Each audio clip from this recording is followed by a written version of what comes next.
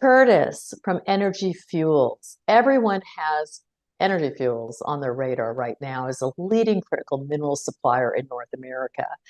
Can you please describe for our audience the high neodymium-praseodymium content in monazite and how this provides Energy Fuels with a cost processing advantage over all your competitors?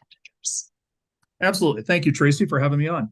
So Energy Fuels' focus on monazite sand is a major advantage that Energy Fuels has over a number of other rare earth companies for a whole host of reasons. Probably the biggest reason is that it is simply worth more money than other rare earth bearing ores. It has higher concentrations of NdPr that is needed in permanent rare earth magnets that are used in EVs and wind turbines and that sort of thing. It also has far higher concentrations of the heavy rare earths versus other minerals like bastnaesite that other companies focus on. Now, I will say that a lot of other companies do focus on bastnaesite because it has lower concentrations of uranium and thorium than monazite, but it is less valuable and it is harder to process than monazite. It's more expensive to process than monazite.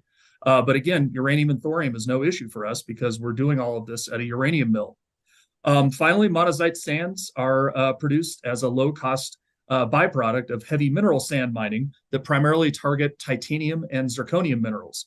Therefore, producing monazite sand is simply the marginal cost of concentrating the monazite and the shipping costs, while the primary mining costs are borne by the titanium and zirconium mining.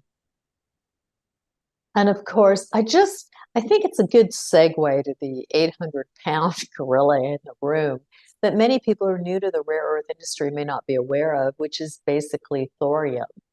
And can you talk to me about the benefits, what the advantages that Energy Fuels has with regards to thorium? Yeah, absolutely. As you said, that is an 800-pound gorilla in the room when it comes to rare earth processing. Most major rare earth bearing ores, when you dig them up out of the ground, have naturally occurring uranium and thorium in them. And then when you start processing those ores and concentrating the rare earths, you start concentrating uranium and thorium, which becomes a big problem for other companies. Now, Energy Fuels is using an existing uranium mill to process rare earth bearing ores, primarily monazite. And again, we have the licenses, we have the capabilities, we have the infrastructure to be able to deal with the thorium and deal with the other radionuclides. So that is a massive problem for others, but it's a major benefit for Energy Fuels. In fact, we're able to monetize the uranium, and we could potentially monetize the thorium if that market matures further. So again, this is something that a lot of people lose sight of when they start talking about rare earths. People need to ask, what are you going to do with the thorium? What are you going to do with the uranium? And what is your plan? And what is your licensing say about that? And of course, as a senior professional in our industry sector, I'm certain that you get asked questions all the time. Everyone's talking critical minerals, critical minerals. Can you tell me what's a question that you wish people would ask you more about Energy Fuels? You know, I think that it boils down to why will you guys succeed in rare earths where so many others have failed? And again, the story is littered with a lot of companies that have, failed to meet expectations or really failed altogether.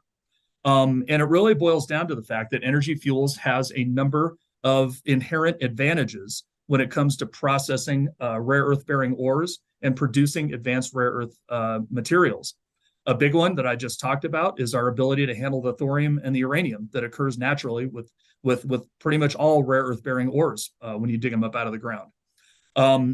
Again, we are using an existing uranium mill to process these rare earth ores, and a lot of the same processing techniques that you use for rare earths, we've been using for uranium and vanadium oxides for the last 40 years at our facility, and that includes solvent extraction. Solvent extraction is the proven processing technology that is used to produce separated rare earth oxides, including NdPr oxide, terbium oxide, dysprosium oxide.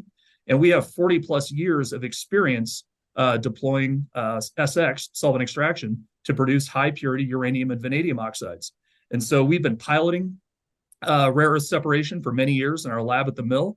And so right now we are investing about $25 million to install a rare earth separation circuit in the White Mesa Mill in Utah, where we have a high degree of confidence that it's going to work just fine. It'll be ready to turn on in the first quarter of 2024, and it'll have the capacity to produce about 1,000 metric tons of NdPr oxide per year, which would be enough NdPr for roughly 500,000 to a million EVs per year, for instance. So again, there's a whole host of other reasons why we think that we're going to succeed in this industry, but it's something that we have a high degree of confidence in. Well, as always, Curtis, it's such a pleasure. We hope you'll join us as frequently as we can get you on Investor News. Thank you. Thank you, Tracy.